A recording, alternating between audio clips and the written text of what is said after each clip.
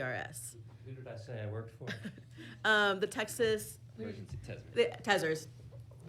I mean, you can go work for Tezers. We can talk about that, But No, that's yes. Thank you for making that adjustment. well, John made it because he's perfect at his job. He takes. It does take a number of people to keep me on track, so I appreciate that. Thank you, John. Thank you, Madam Chair.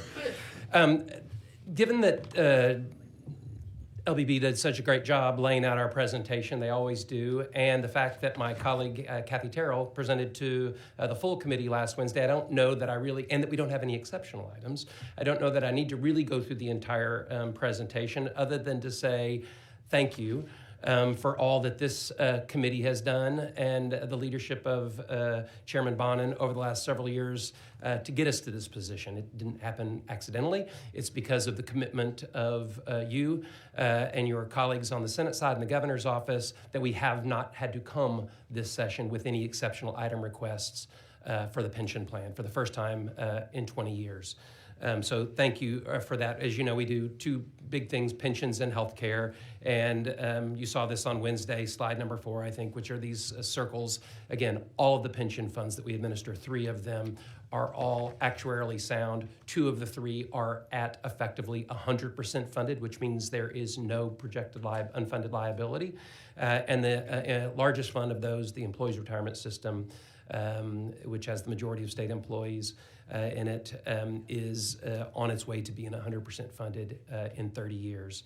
So again, this has been achieved through a number of things. Legislation passed that created a new cash balance plan, the commitment to the legacy fund payments, this $510 million every year to pay off the unfunded liability.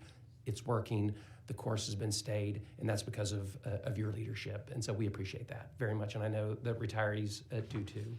That, of course, is, Mr. Posey mentioned, triggered a contribution, a cost of living adjustment for retirees that was paid out in January with January payments. And you can see that on page 4, that the majority of retirees that received that, which was only about, I think, a quarter of retirees received that. You had to be retired at least 20 years, and that ended up being about 23% of annuitants that received, on average, about a $50 a month payment. Again, that goes all the way back to legislation that was passed in 2013 at a time when we didn't really expect. I was in a different role at that time, but when we were working on that, it didn't have a projected payment date at all. I think the big key that I wanted to point out on pension, the chairman pointed out on Wednesday, which is because of the discipline of paying for the legacy payment regularly and actually paying some additional payments, the $900 million last biennium, or this current biennium, and the suggestion, the proposal to pay an additional $1 billion in the coming biennium, that will actually result in the savings of over $11 billion over the course of paying off this unfunded liability. Shortens the time frame that we have to pay it out over. So instead of 2054, we're looking more like 2044, and we're saving substantial money by paying more than we should and paying additional payments just like you would with your mortgage. So again, really noteworthy there.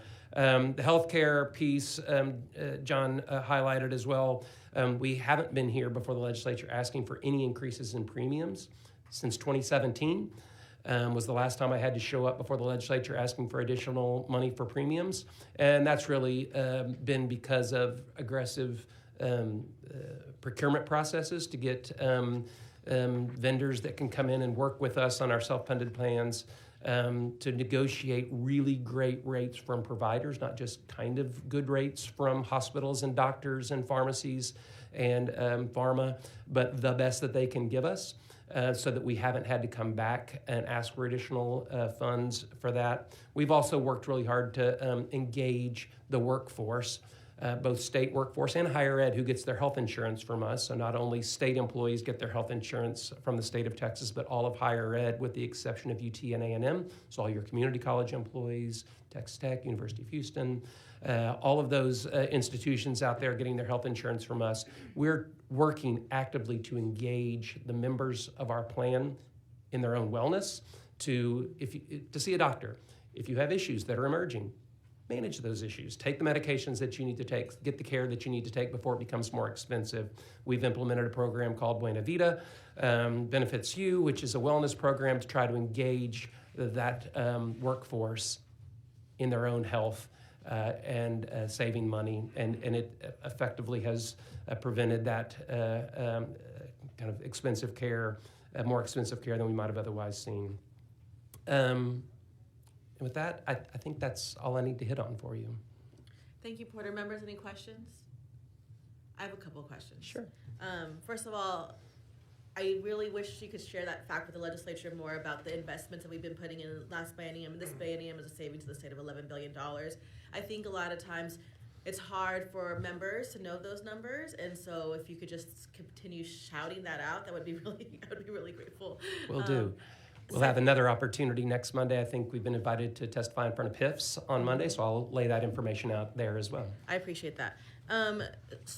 So 2 questions. One, if we were to do a 13th check, give me some background on those numbers and Sure. yeah.